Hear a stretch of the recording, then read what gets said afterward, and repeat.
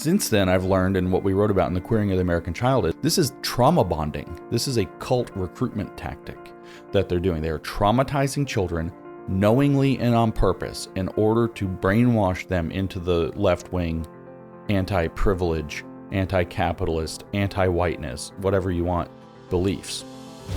Keeping our republic is on the line, and it requires patriots with great passion, dedication, and eternal vigilance to preserve our freedoms. Jenny Beth Martin is the co-founder of Tea Party Patriots. She is an author, a filmmaker, and one of Time Magazine's most influential people in the world. But the title she is most proud of is mom to her boy-girl twins.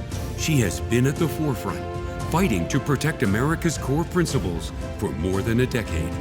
Welcome to the Jenny Beth Show. Today we're joined by James Lindsay, who is an author of Cynical Theories and most recently The Queering of the American Child. He also is a social media influencer. He gives speeches and he is a great intellectual. I'm really happy to be joined by you today, James. Yeah, it's great to see you. So talk about how you got involved in this broad space where you're taking intellect and explaining it to normal Americans and how it's messing up all our lives. Sure. So a long time ago, ending in 2010, I was an academic. I worked at the University of Tennessee. I taught mathematics. I have a PhD in math, and I decided to leave the university system for a variety of reasons. I didn't like the bureaucracy. I didn't like the kind of increasing emphasis on student retention, so grade padding basically to keep kids in school and paying tuition.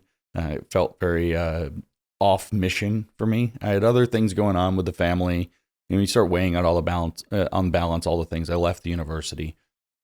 That got me looking for an academic outlet. I got a regular job where I worked with my hands, and so I wanted an academic outlet. Math was a bit much, so I actually started to get involved in these online discussion groups about the philosophy of science, philosophy of religion, and so on. And, you know, grand internet arguments, pages and pages, so much text. And these slowly at first and then all at once sort of got colonized by radical feminists who made it rather unpleasant to be there. And of course, if you weren't forwarding feminist ideas, they made your life more or less a living hell online. And so a friend of mine that I'd started to write with through this network of contacts by about 2013, his name's Peter Boghossian, he and I started to turn our attention to the problem of radical feminism taking over kind of academic and, you know, para-academic spaces and conferences, like I said, online discussion forums, social media. We were also in parallel watching, you know, the output from academic journals kind of skew further and further into the crazy, as we all would call woke now. Mm-hmm. We were watching the behavior of on college campuses. You know, somebody would come to speak, some conservative would come to speak. They'd have a huge protest, throw fits, throw chairs and furniture, scream, whatever else. We're watching this escalate through 2013, 14, 15, to a fevered pitch really in 2015. I think it sort of peaked in many ways in 2015.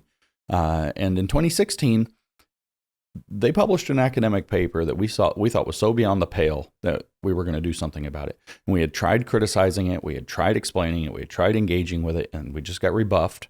You're a straight white man, you have nothing to say, you don't have a PhD in it, you have nothing to say. So Peter and I had this idea that we would write some academic hoaxes. We would write academic journal level papers, you know, something that academics build their career off of. And we would send them to high-ranking journals in feminism and gender studies and critical race theory and so on. And so we did. We spent the entirety of 2017 and 18 writing these papers up until October of 2018, when it turns out the Wall Street Journal had kind of caught up with us and figured out what we were doing, because the papers were getting published. And so you couldn't hide how we were putting out the craziest things we could think of. And you couldn't hide them because they were published. What kind of crazy things? Well, that particular paper, the feminists claim that there's a problem in our society called rape culture. That the reason that rape exists at all is because we have a rape-supporting culture, particularly among men. And this is obviously nonsense. The facts of rape is that there are a very small number of men who do this.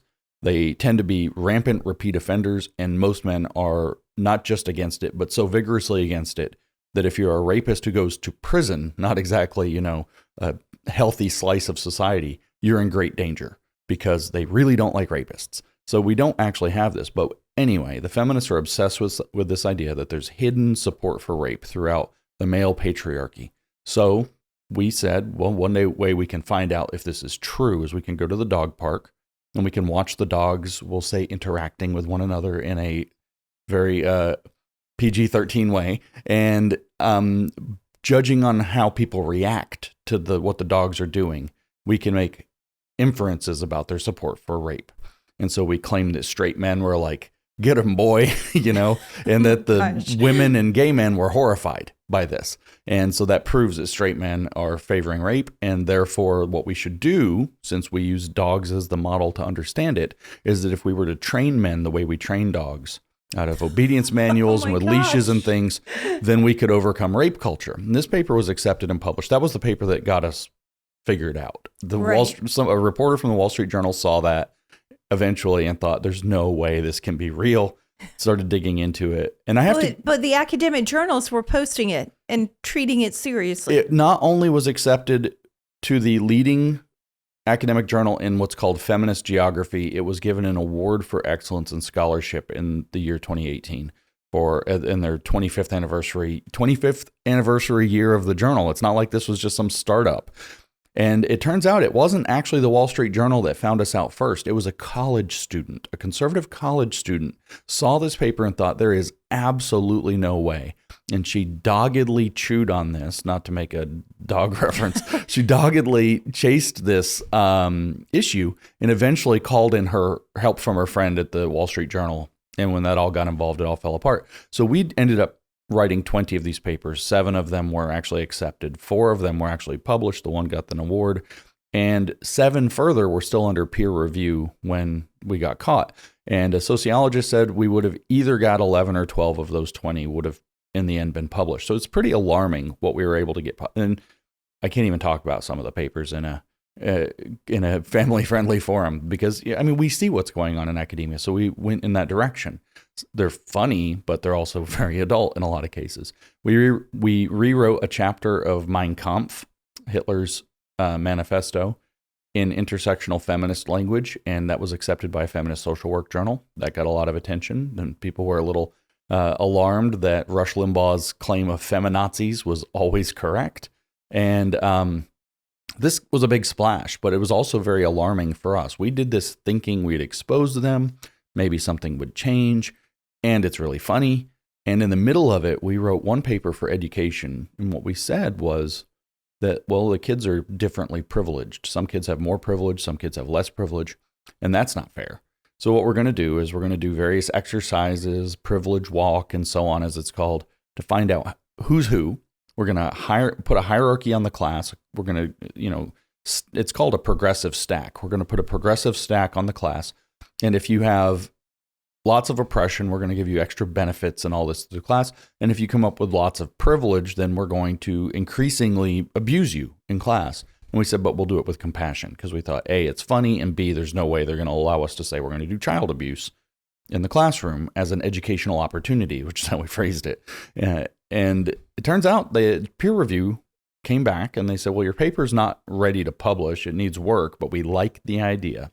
You're on the right track. It overcomes white fragility. You're right to invoke that. However, you've said that you need to use compassion. And that's wrong, because it threatens, they said, to recenter the needs of the privileged students over the other students. And they said instead we should go study a woman named Megan Bowler. She wrote a book in 98 or 99 called Feeling Power. And in the 9th or whatever chapter of that book, it's called The Pedagogy of Discomfort. And so the goal is that you put students, so kids, into intentional psychological discomfort about the privileged state that they live in and leave them to sit in that discomfort. This is psychological abuse. Yes. No question. In fact, since then, I've learned, and what we wrote about in The Queering of the American Child is this is, and there's more evidence in their literature that they're doing this that we cite in that book.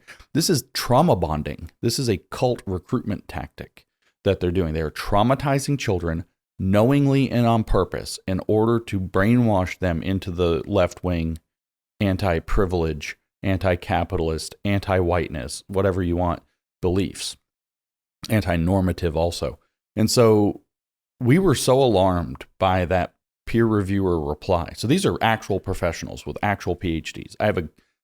Peer reviewers are anonymous, but I have a very solid guess based on the writing style and having read so much of this, who that was. And if it's who I think it is, it's a very storied academic in the discipline, or at least at the time, writing a lot of big papers, very well recognized, very prominent in feminist education theory and whiteness studies in education theory. And so I realized if you're going to have an ideology that's objective is to abuse people out of a state of privilege based on who they happen to be, and you're not allowed to include compassion, then there's only one place that can go. If you go down that track far enough, you end up with a genocide. And I stopped laughing. We were writing these papers and we were laughing, and I stopped laughing, and I actually went to my wife and asked if I could, when we were done writing all the papers, which was sort of all consuming, I said, can I not go back to my regular day-to-day job? Can I quit my job and dedicate all of my time, all of my effort to studying and exposing this? Because I think it's going to unravel civilization. And she said that she thought maybe I'd lost my mind. But what she said first was, can you make money doing that? And I said, I don't know. And she graciously gave me 18 months to figure that out. And so I was allowed a runway of 18 months, which in woman speak was 15 months in practice of no income, to figure out whether or not there was a viable career path to exposing what turns out to be the attempted communist revolution of the United States. And there was, and we ended up making that work. So ever since, I wrote Cynical Theories the year after to expose the postmodern elements of the philosophy that we had uncovered writing these fake papers. I advanced into understanding the critical theory and neo-Marxist and then Marxist roots of that, and wrote about those in Race Marxism to expose critical race theory in 21.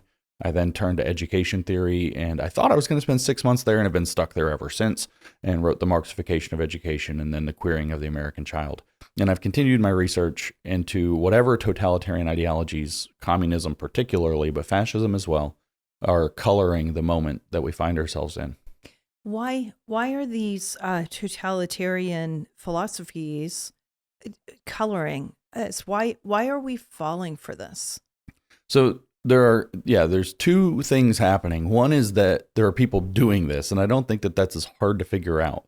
There are would-be tyrants who realize they can rule the world if they do X, Y, Z. There's a very interesting book. It's, I think, an important book. Some people think it's a crazy book. It's got a funny name. It's called Political Ponerology. Poneros is the Greek word for evil, so it's the study of evil. So this Polish guy, Lobachevsky, writes this book, Political Ponerology, and says that the essence of all totalitarianism is actually disordered psychological thinking, pathology. And he calls the general phenomenon actually a pathocracy, ruled by pathology. And so what you have is tyrants tend to be people who can't cope with reality as it is, and they wish to make reality be reordered in order to suit whatever's wrong in their head. Stalin was a psychopath, for example, very clearly. Mao was a grandiose narcissist and a psychopath, very clearly. And we could just go down the list, whether it's cluster B personality disorders, whether it's essential psychopathy, lots of clinical disorders show up. So they want to rule the world. They want to order everybody else's affairs. It's not super hard to figure out why, even without that. Money, power, glory, sex, whatever it is they're after. Why do we fall for it? That's a harder question. And I think it's that they whisper, not to sound really religious about it, because this can be analyzed in a secular way as well, but they're whispering like the serpent in Genesis, and these are very seductive whispers. They are very carefully tailored lies that play on the psychological predispositions of people, and I think particularly resentment and envy. They're very good at finding people who are envious, who are angry, who are frustrated. I'm on a big rant right now about nationalism. I'm not a big fan of nationalism, which gets me into big trouble. But when I say that, I mean something more specific, I think, than people realize. Like, do I love my country? Yes, but I think that's patriotism. Do I think that you should, care about your country and its people ahead of the people in other countries in some sense? This J.D. Vance talked recently about the Ordo Amoris, the order of love. Yes, I do actually think that. Is that nationalism? I guess in a vague philosophical way. However, a political project of nationalism I am opposed to. And one of the reasons I'm opposed to it is because the communists have built their entire successful political projects from 1917 forward, and they were never successful before 1917 with Lenin. They've built every single successful political project on flipping over a nationalist regime. It's always that they say, oh yeah, the power says we're one nation. And guess what? You're not succeeding. You're not making it. So let's group you together, get you riled up, and get you to cause what we would now call a color revolution. So they get upset at the people who love the country. Yeah. So, well, here's some good examples that are undeniably communist. So Stalin in 1913 wrote a book called Marxism and the National Question. This launched a program that the Soviet Union used from roughly 1921 until 29 or 30. That was called Korenizatsiya, which means putting down roots. And what they did was they went around to all the different, this is going to sound familiar, by the way, they went around to all the different ethnic minority nations. Estonia, Ukraine, the Caucasus, the Tatars. They went to those people, and Stalin and his emissaries from the Soviets went to these people and said, we believe in self-determination. We don't think you should be impressed upon by the Great Russian. The Great Russian is a chauvinist, and he uses his Great Russian chauvinism to try to force you to be Russian within our federation. And we're against that. We want the Ukrainians to be Ukrainian. We want the Estonians to be Estonian. And then he said, the problem is that the Russians are all feudalistic. They have all feudalistic thinking or capitalistic thinking in some cases, or bourgeois thinking in one way or another. And you guys have a different way. And so then he would handpick the ones among the minority ethnic enclaves that were socialists, elevate them to positions of leadership in their nation, and take them as commissars into the Russia. And anybody who criticized them was accused of Great Russian chauvinism, which sounds an awful lot like white supremacy culture here under the woke DEI apparatus, which is the same program. And so what he was doing was going around and saying to these different groups, Ukrainians, for example, the reason things aren't going well for you is because Russians are trying to force you to be Russian. And if we just let you be Ukrainian, which by the way means socialist, you're more socialist than the Russians, then, you know, you guys can self-determine and so on. But really what he was doing was using it as an excuse to foist Soviet power. And he only would handpick ideologically aligned communists to run things. Mao did the same thing. It was Han chauvinism, not Russian chauvinism there. And the Nationalist Party explicitly in Russia, the Kuomintang, ran the show from the 1920s until 1949 when Mao overthrew them in a military coup and established the People's Republic of China that we have to this day. And the Kuomintang was trying to unify the 56 races of China. But something like 90% of the people of China are Han Chinese, Han race. And so they called the Chinese people Huarun, which I haven't seen the character, but I think it means flower people. But it was being used to mean Chinese people. And the communists, the CCP, Mao, taking his orders from Stalin with the Korenizatsiya program he explicitly imported. You can read where he said that it's the Russian program. Went around to the 55 minority ethnicities and said, they're forcing you to be Han. Join the communists. We aren't going to do that. We like your indigenous, and that's what it was called actually in Russia too, by the way, is indigeneity. Your indigenous ways are what we actually value, where the Han don't, or where the Great Russian doesn't, or where the white supremacist culture doesn't. And it's the exact same program, right? So what they are able to do in any nationalist regime is to go around and find the people who aren't winning and say, yeah, there's this great nationalist regime that's supposed to be for all the people of America, except it's not working for you.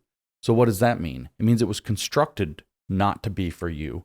And it's a system that was actually an old boys club all along that you're not part of. And so what I'm saying is that I'm skeptical of the nationalist project as a political entity, a nationalist government, specifically because it's so easy. It's communist bread and butter to flip it over and to cause the kind of agitation. And the only answer that the nationalist regime has, as was proved in the fascist ideologies of Europe, is to go equally authoritarian and totalitarian to try to force the communists out. So the invitation to start thinking of yourselves in these identity terms that can be manipulated turns out to be a recipe to end up in totalitarianism one way or the other, and the communists win that in the long run every time.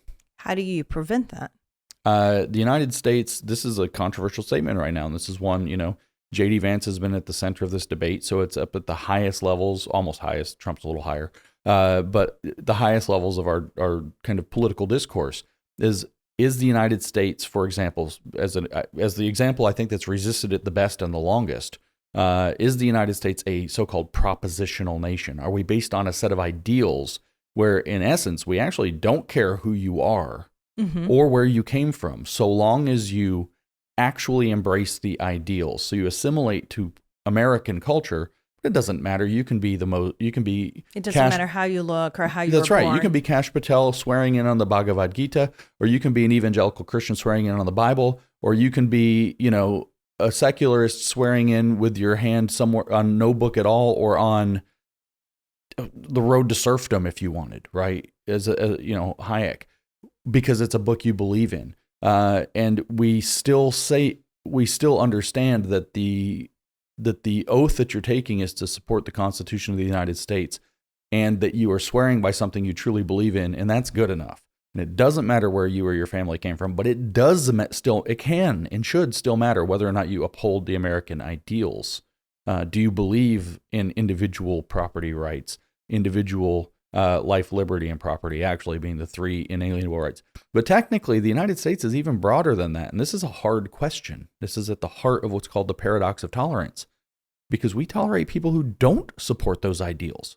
We tolerate post-liberals. We have a problem with communists because we didn't smash them in the 1950s and kick them out, where maybe we should have been a little, maybe there should have been a little more McCarthyism. I think it might have saved us a lot of trouble. Maybe we should have been a little more serious about, KGB infiltration rather than just winning the geopolitical battle against the Soviet Union in the Cold War. But those questions aside, we have this, I think the way that you resist this is by finding other ways to organize your political structure such that you minimize the ability for the communists to come in and say, the reason you're not succeeding is the system. Let's organize against the system. Or if it's fascist, the reason you're not succeeding is the system. Let's organize against the system. The United States has resisted communism as well and as long as it has, because the American dream is real. No matter who you are, no matter where you come from, if you work hard, get a good idea, get lucky, get an education, whatever the ingredients happen to be. But we all have this deep down belief that if I work hard enough, with some luck, with some providence, then I can make it. I can elevate from one rung of the social ladder, or who knows, I can own the Vanderbilt. This is literally the American dream. And the American dream destroys the ability for that economic agitation that the communists used. And you can read this in the neo-Marxists in the 50s and the 60s, writing. Max Horkheimer said this explicitly, not the founder. He was the first significant director of the Frankfurt School of Institute for Social Research. There were a couple directors before him, but he was the guy. He invented the critical theory. I guess that's his tag, is he invented the critical theory in 1937. Herbert Marcuse, they write, the advanced capitalism in the West does not immiserate the worker, as Marx predicted. It, in fact, allows him to build a better life. And when he builds a better life, he becomes stable. He becomes conservative. He becomes, in fact, counter-revolutionary.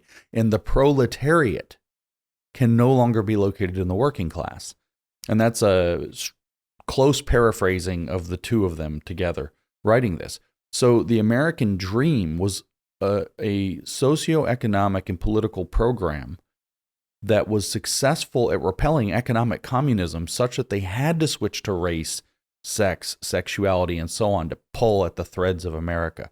Why? Because they have to figure out who it's not working for. Well, what did they have to do? They introduced black nationalism. They introduced one of the leading publications in queer theory, popular publications, not academic, is called LGBTQ Nation.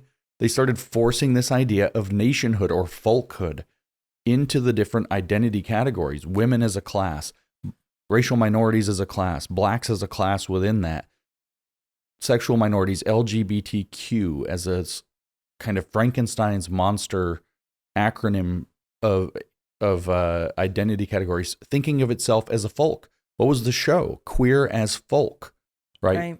Folk. That's the German word for a people, like an ethnic group of people, or in that sense of the term, a nation. And so they've pushed the same exact kind of nationalist sentiment and said, well, there's an American people too, and it's white supremacy culture and heteronormative, and it's trying to force you and your folk to be this way. And they're pulling the exact same stunt Stalin pulled, and it worked. It just you had to get people to start thinking of themselves in terms of their identities as nations instead.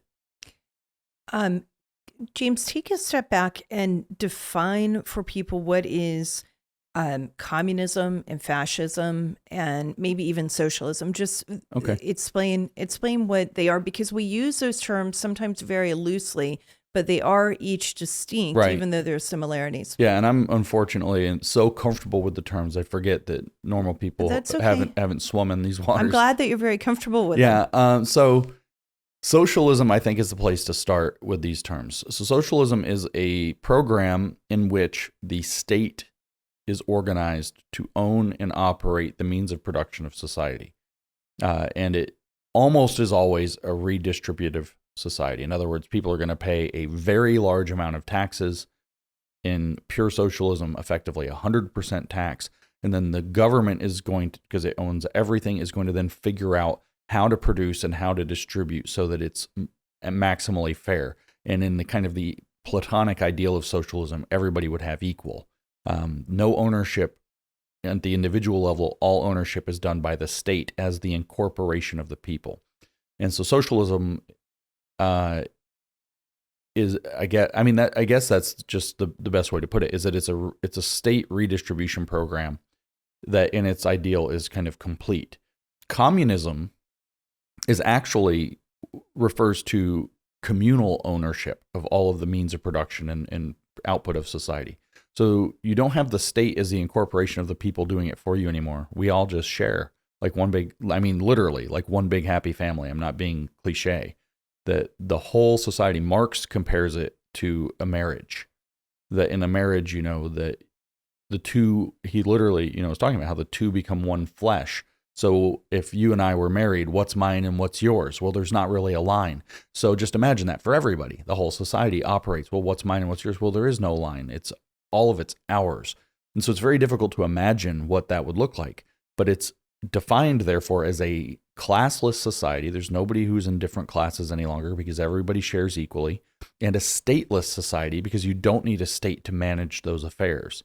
Marx and Engels and Lenin were very clear that communism is the goal of socialism. So you implement the state management of all resources and means of production such that in the end, people transform spiritually, no longer to believe in me and mine, you and yours, just us and ours.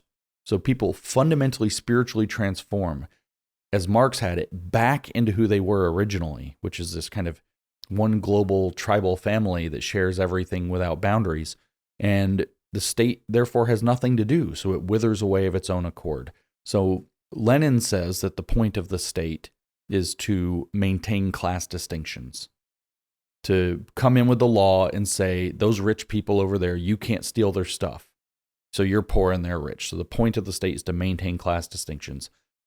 The socialist state, when it takes over, he says, therefore, does not do that. It is the state acting as the robber to take from the rich and give to the poor. So he says that the socialist state isn't actually a state. It has to act like one because people are still in belief of separation and individuality. But the fact is that it is what he calls a semi-state in the process of its own destruction.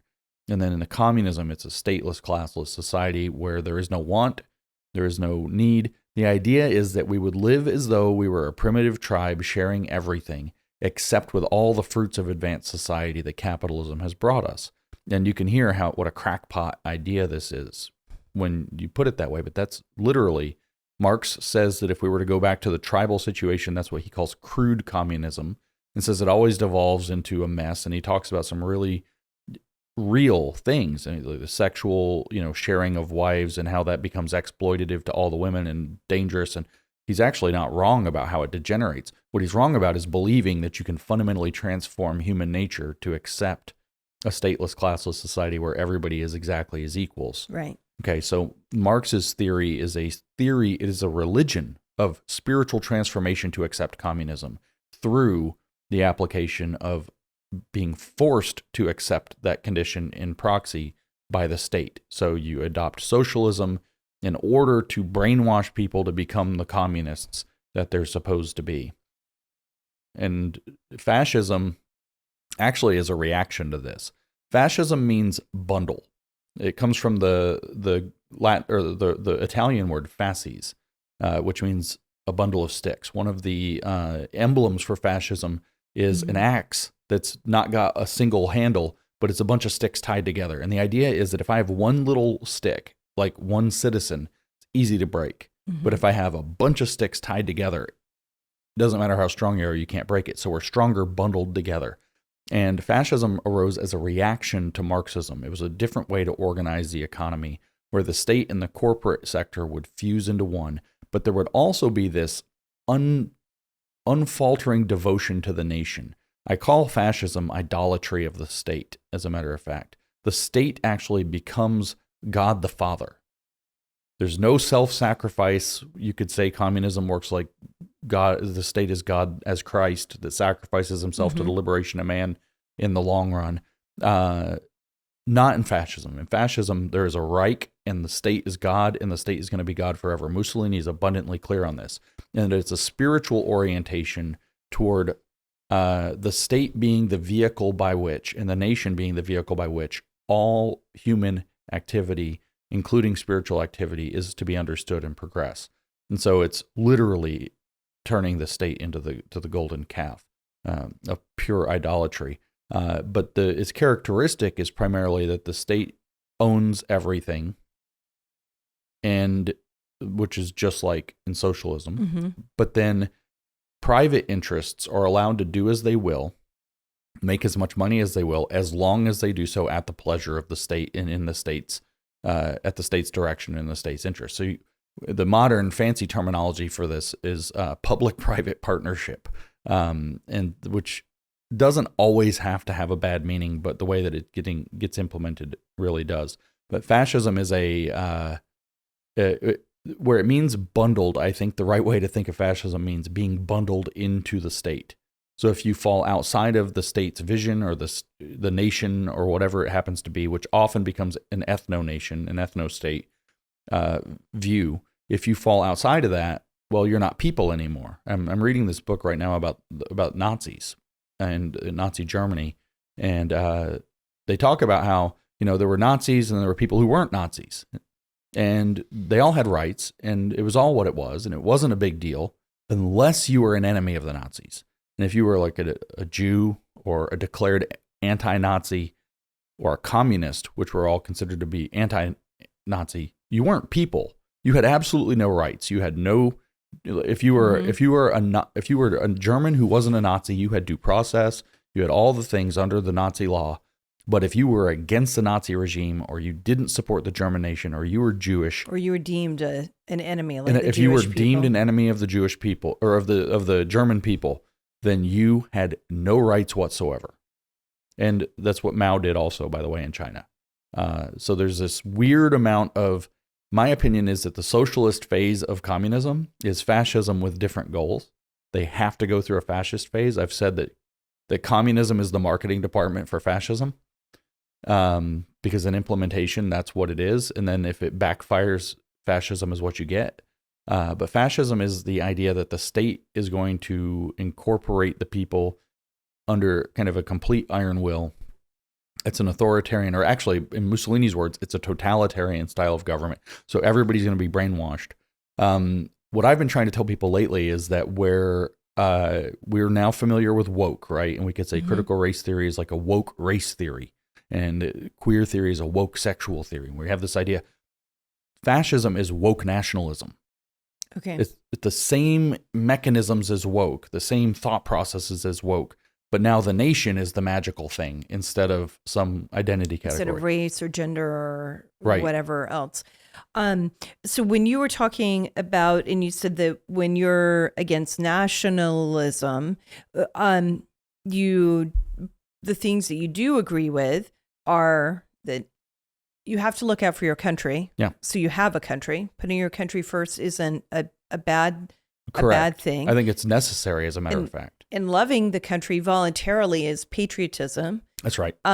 And focusing on the principles that make the country what it is, rather than the authoritarian nature of a government, because governments are authoritarian. We give the power to them in America, but instead of focusing on the principles that empower the government and protect the rights of people, you're focusing more on the government itself. Yeah, I think that's where you start to have the I said the American dream was economically what repelled communism so long, right? So the American dream is actually that you, Mr. Individual, you can change the course of your life by a little bit of luck and a lot of hard work. Right. Right?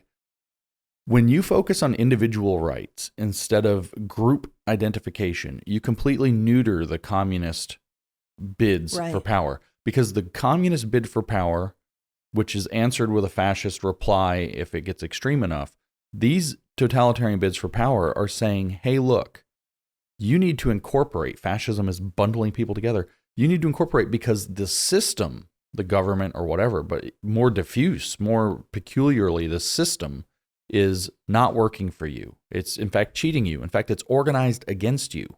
Whereas if you have a strong basis in individualism, at the end of the day, you don't get to export your failures onto this weird conspiracy theory about the system.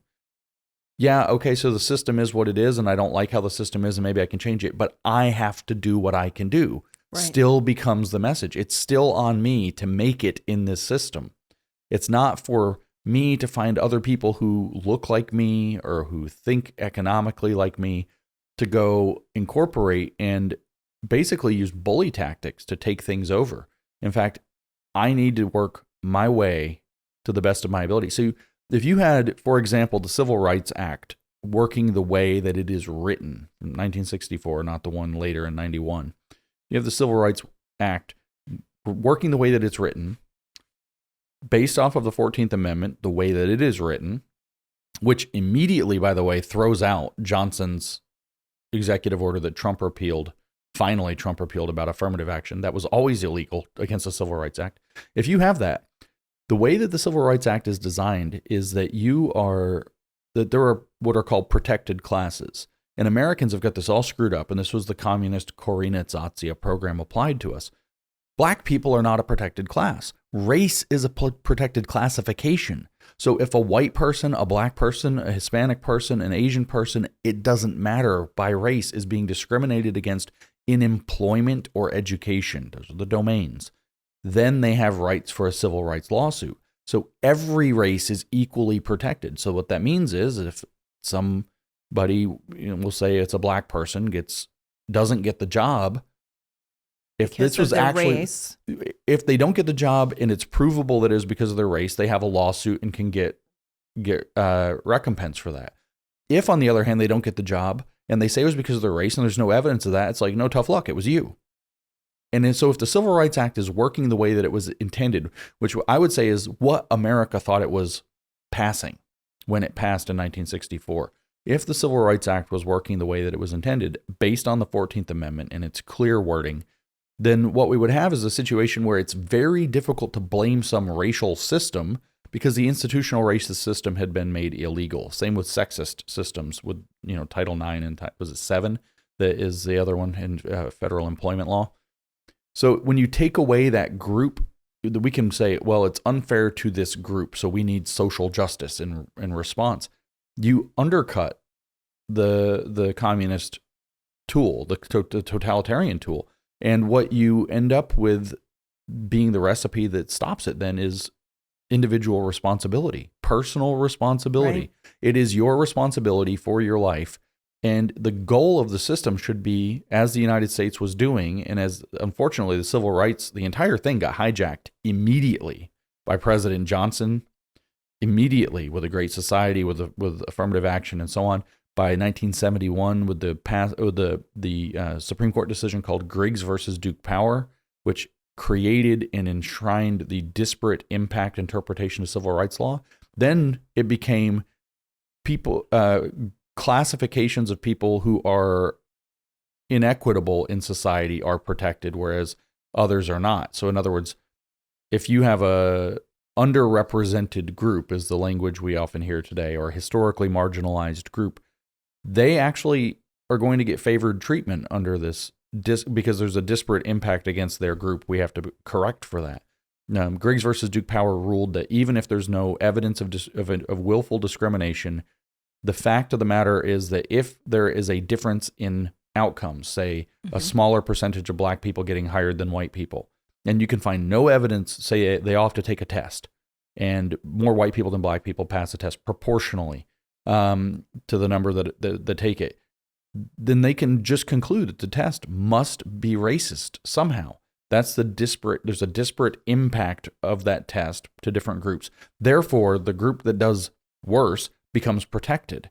But then they've extended that from actual disparate impact to historical disparate impact, so that now if more black people pass the test than white, they would, or up to a few years ago anyway, they would have said, well, it doesn't matter because black people are a historically marginalized group, which, P.S., historically marginalized, no matter how much you change, no matter how much you fix, never changes. They're always historically marginalized because the history is in the past and you can't undo it. So that's a total communist grift. So we've wandered really far down the track the wrong way for 50 years, immediately off of the passage of the Civil Rights Act. But if we defended it as worded, as we thought we were passing, yes, it wasn't worded perfectly, with some minimal adjustments for what we've learned in the meantime, and we adhered completely to the 14th Amendment and what it actually says, then you would undercut the arguments for everything CRT did, for everything queer theory is doing, for everything feminism is trying to agitate for, where we need, special programs for women in this and women in that. It's like, I'm sorry, ma'am, you also are an individual. And when it comes to life, yeah, men and women are different, and, that's up to how people interact. But if you want to get a job, it's can you do it or can you not? We're not lowering, for example, the requirements for a firefighter because you're a woman. You either can do it, in which case, welcome to the force, or you cannot, in which case, go do something that you're more suited to. But it's at the individual level that undercuts the group dynamics of communism and fascism. James, you know so much about this. When you go around speaking to groups, what are the things that you're covering, and what are your calls to action with the groups? Oh gosh, I talk about so many different things that's hard to say because, I talk about critical race theory, queer theory. Sometimes people want me to talk about the big picture. Some people want me to come in and talk about American values. Sometimes I talk about free speech. I have to talk about a lot of different things. But never math, even though that's what you used to teach. No, not so much. People are not as interested, and I don't remember it, so I'm grateful that they're not. It's been a while. I mean, I could whip out a proof that there are an infinite number of prime numbers for you if you need one, but or that the square root of 2 is irrational. Those are fun, but not so much. The calls to action are always that we can't rely on our political system to save us. As much as President Trump may be able to get accomplished, given that he seems to be far more clear-eyed. I don't think he's perfectly clear-eyed, but he's far more clear-eyed than he was in his first term. As much as he can accomplish, the federal apparatus is merely a tool, and a very imperfect tool. And this is all the grassroots action is still where everything's going to happen. Local change is going to be necessary. Personnel is still policy.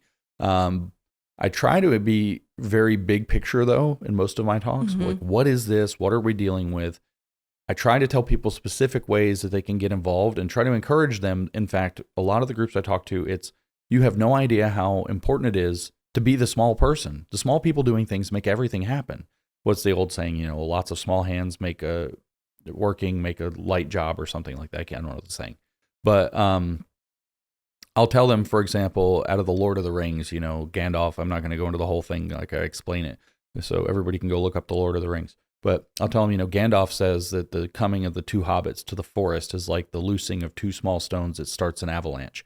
And it's like, you don't know. I have a whole little thing. I did a podcast about this. You don't know who you're talking to or what you're going to say that's going to light a fire in them. It could be something, for example, you work at the Babylon Bee. This is the best example of this possible. You work at the small person having a huge impact. The Babylon Bee was a fairly big comedy outlet, but they have some comedy writer, and they sat there and they thought it would be really funny when Admiral Richard Levine was given Woman of the Year by whatever, Time Magazine or whatever it was, whatever big thing, Woman of the Year. They thought it'd be funny to say it's Babylon Bee's Man of the Year. And somebody thought up that joke, and they laughed about it, and they were like, oh man, we're going to get in trouble. And they published it. And then they got kicked off of Twitter. And then Seth Dillon himself had the wherewithal to say, I'm not going to, he almost did, you have to delete the tweet because it's offensive, blah, blah, blah, we'll let you back into your account. But he actually read the text, right? Now, Seth's not, I guess, a super small person, but whoever made the joke is just some guy at the Babylon Bee. It's not that they have a huge, sorry, whoever you are, you're very important to me. But, Well, and you made a huge difference. He let that's the stone falling, right? So Seth reads this thing and it says, I agree that I, had inappropriate speech or whatever, that I committed some sin. And he's like, I don't agree that I said something inappropriate, so I won't sign off on that, which most of us wouldn't do. So this is the stone falls, it hits Seth making that decision. Some snow starts to come down. The avalanches, Elon Musk is like, what happened? Maybe I'll buy Twitter. Right. And now Elon buying Twitter, the complete change in the landscape to free speech that resulted in probably resulted very significantly in the electoral outcome we had in 24. Elon Musk then downstream from that getting directly involved in certainly Elon Musk getting involved with President Trump directly last summer had a huge impact in terms of him getting elected, unquestionably.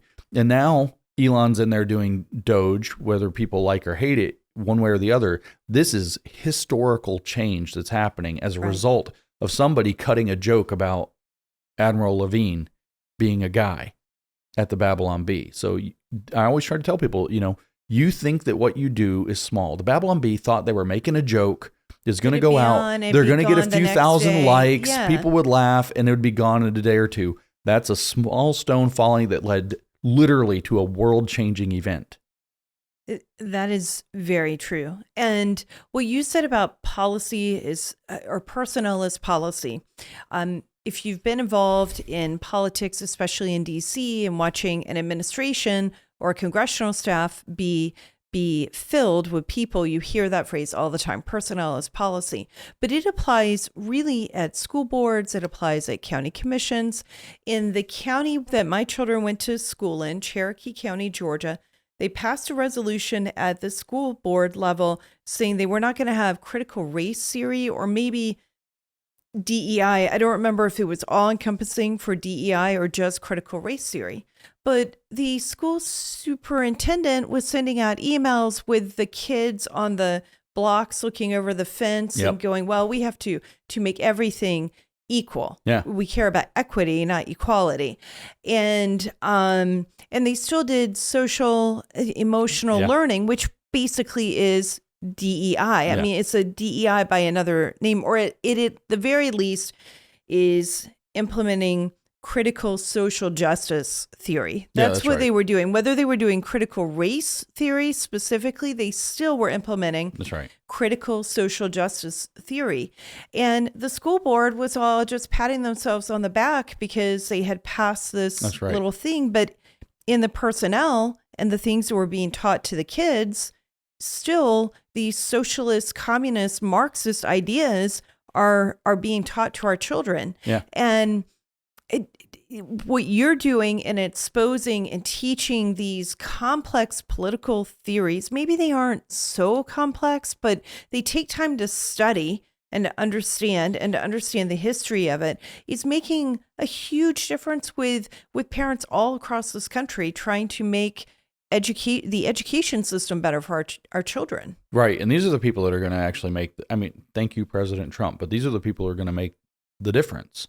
Already across the country, you're seeing school districts, school boards, and principals and teachers just saying, no, we're not going to comply with President Trump's order about DEI or about whatever else. We're still going to do all the woke stuff. Come and try to stop us. They're doing it all over the country. Right. They're doubling down. This is happening in a lot of administrative agencies that I'm hearing about within the government. It's happening in a lot of corporations. Some of the stuff, they're getting rid of DEI, but they're just really renaming it to something else. Some of the stuff, they are not they're not getting rid of it. I just read yesterday about how a lot of corporations are still doubling down on it because it still matters to their ESG score or whatever. So they're just still going to do it. And it's hard to govern with the stroke of a pen from the White House over a huge country. It's going to come down to getting these people who are now identifying themselves as willfully defiant of, the law in some cases and of the mandate of what Americans want in others. It's going to be coming down to getting them out of positions that they're in because they're abusing them. And this is going to be a long, slow, difficult process that will involve a lot of lawsuits. It'll involve a lot of trouble.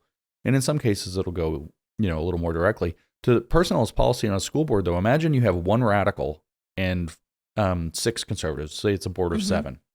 You have one radical and 6 conservatives, but all 6 conservatives are cowards, or 5 out of the 6 are cowards. They don't want to cause a fuss. The conservatives, a lot of times, don't like to rock the boat. They don't want to cause a fuss. They don't want to make a mess. Right. It'll maybe next year when things are a little calmer. This attitude of wanting to conserve the peace, which fine, that's admirable. So you have 5 out of 7 on the board are cowards. 1 is a radical. I guarantee you, at least a third, if not half, of the policy passed by that board will be radical.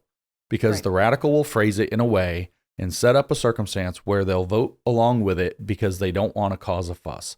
They don't want to be the one singled out. They don't want the trouble or the heat that they're going to get for standing up.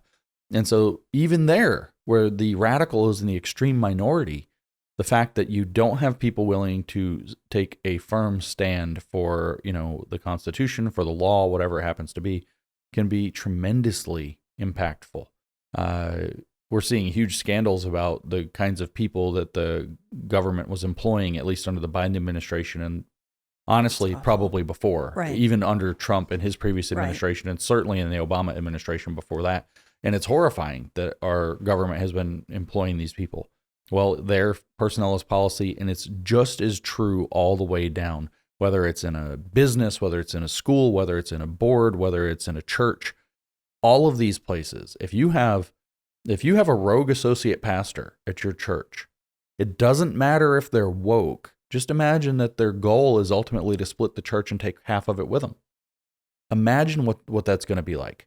So the church is going to get more and more divided, more and more divisive over the course of probably about 1.5 years, 2 years would be the timeline. There's going to be whispering in the pew. Eventually there'll be some event and some drama, and the guy's going to take off. That could be a woke issue that they do it over. That was very famously, Russell Moore and all of those guys got in a bunch of trouble. And recently it's coming back that Christianity Today was taking USAID money. I don't know if that was making it to Dr. Moore or not. His ERLC was working directly with the Fetzer Institute, which is not just progressive, but downright occult organization where social emotional learning came from, in order to write reports on the need for increased civility in American churches. As this huge project, this increased civility in American churches meant critical race theory. It meant feminist theory being introduced, as famously played out. Queer theory too. Queer theory too. And this is back in 2019. They were doing that partnership with the Fetzer Institute. And now it's all kind of blown up and people know about this and it's a big problem. But until the people that orchestrated those things into, say, the Southern Baptist Convention in that case, although I'm not picking on them because it's in everything. It's in look at the Pope. It's in the Catholic. It's in everything. Until the people who orchestrated that stuff are actually taken out of positions of authority where they can manipulate the situation again, you should just expect it to repeat. So my point being, personnel is policy. It plays out in every single domain. I'm not here to pick on the SBC or on Russell Moore or what. I mean, Russell probably deserves a little picking on, but at this point, when you have a bad actor, the bad actor has to be taken out of his position of authority. It's not to say that he has to be taken out of the world or anything like that. Right. The Christian ethic is that you encourage repentance and you offer forgiveness. to the degree that we can. Of course, that's God's business primarily. But you don't destroy people, but it doesn't mean you have to leave them as watchmen on the wall or in leadership positions either. Right. I think that the work that you do is so important. I've learned so much from reading your books. They're not light reads. No. They are not the Babylon Bee, but they teach me so much. And every time that I have a conversation with you, I'm just like, I need to take a million notes. And then I've got to go back and study and research and memorize and learn, because I really learn a lot from you.